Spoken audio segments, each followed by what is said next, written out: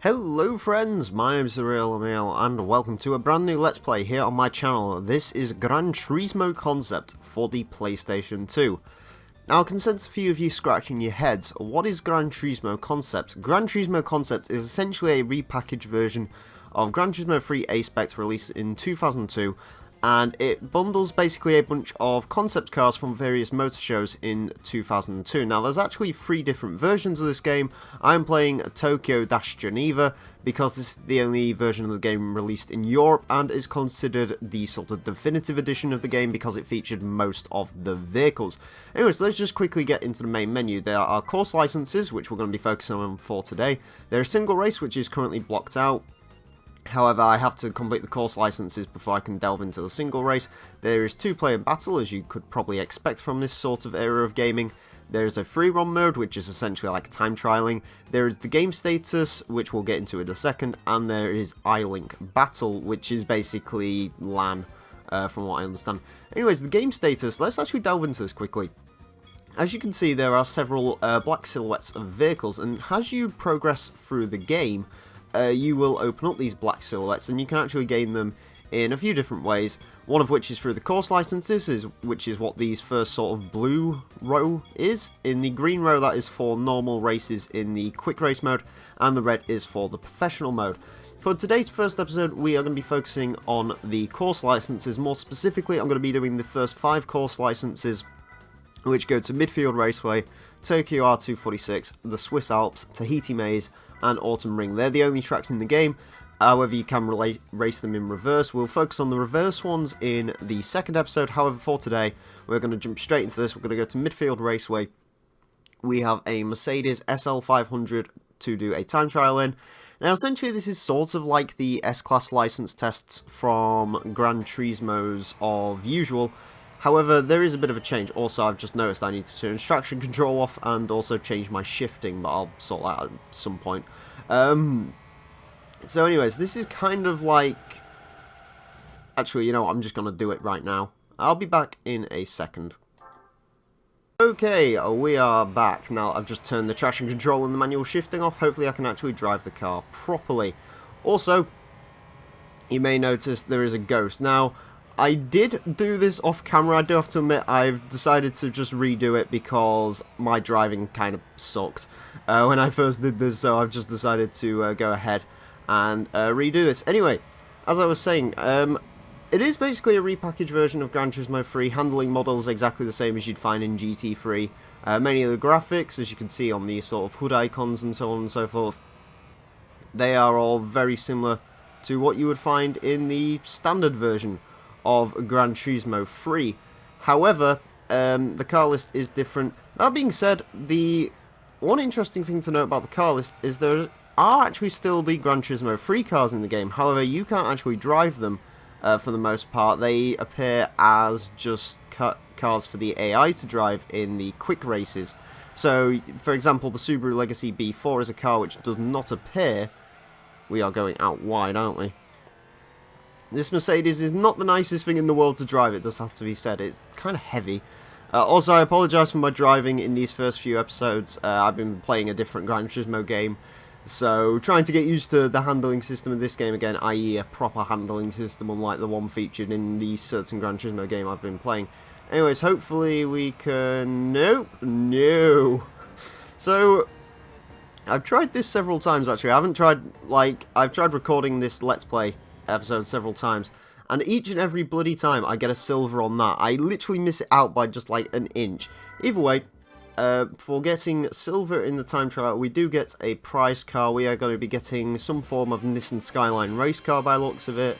It is going to be the Pennzoil Zexel Skyline R34.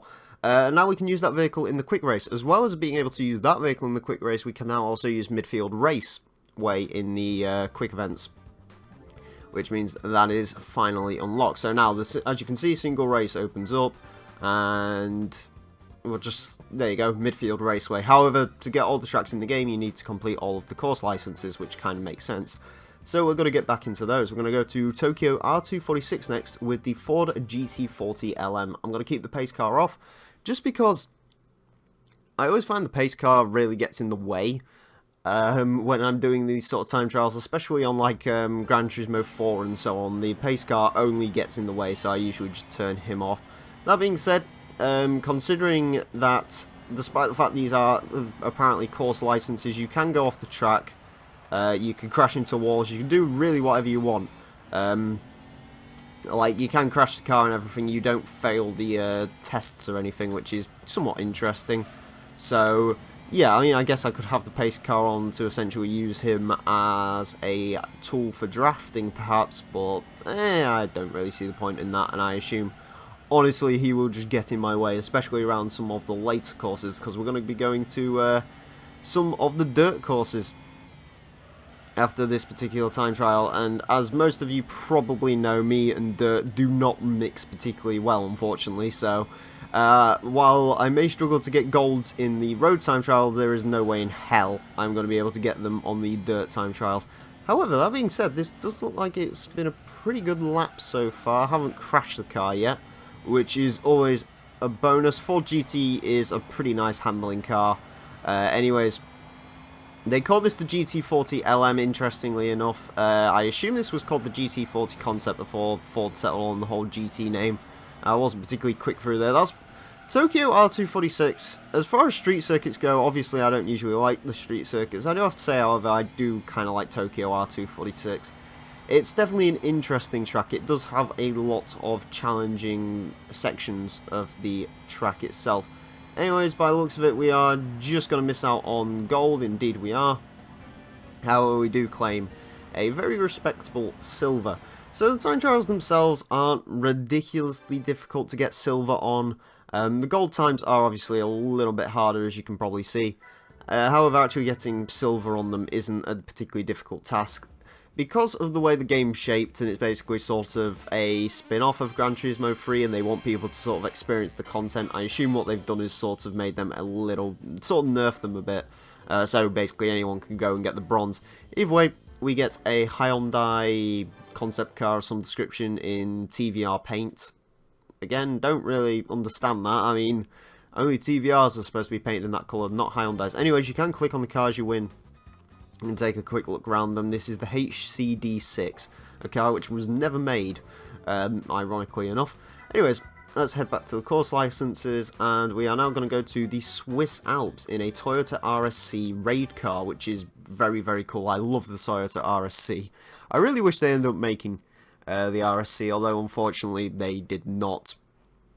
So most of these concept cars featured in Gran Turismo 4 after they was in this game, so I mean, actually picking up GT concept today, I mean, even let's say you live in North America and you're somewhat curious about this game, to be honest with you, I think all of the cars from this game did actually go ahead to be featured in Gran Turismo 4, so I probably wouldn't really recommend it in the sense that you can just drive all the other vehicles. However, if you're a European guy, and bear in mind GT concept can be had for about £2 or £3 these days, I definitely do recommend getting it, just because it is a somewhat interesting game.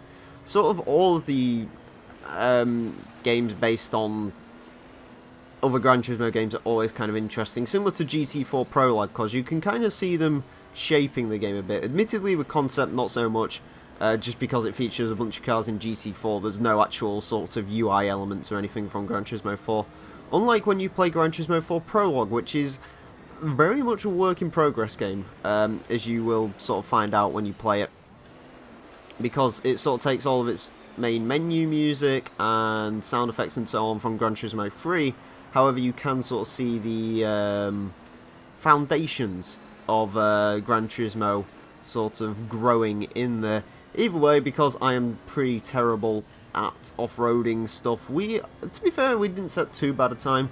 Better than the time I'd usually set around here. Usually I'd struggle to get silver around here.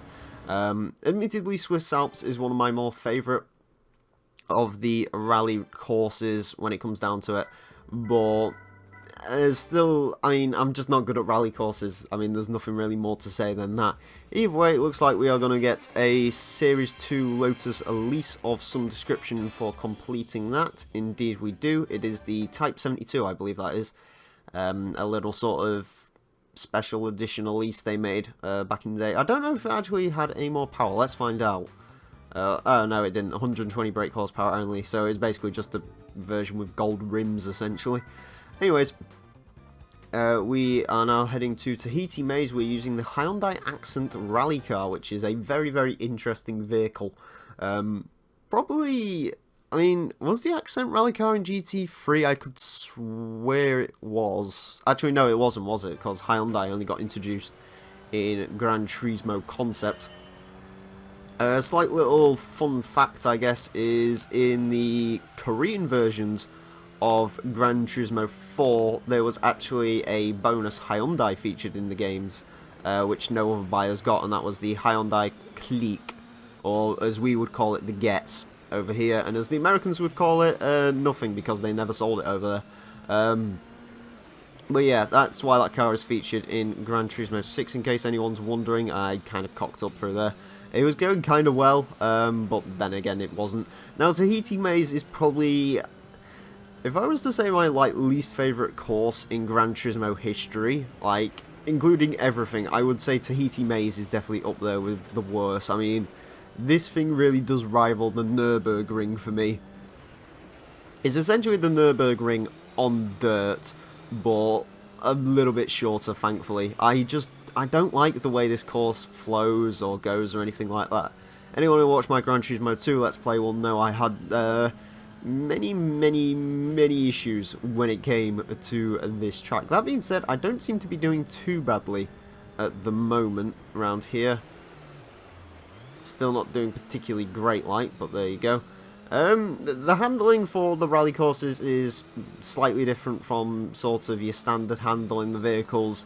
Definitely like to slide a lot more, which is obviously kind of what you want when it comes to rallying.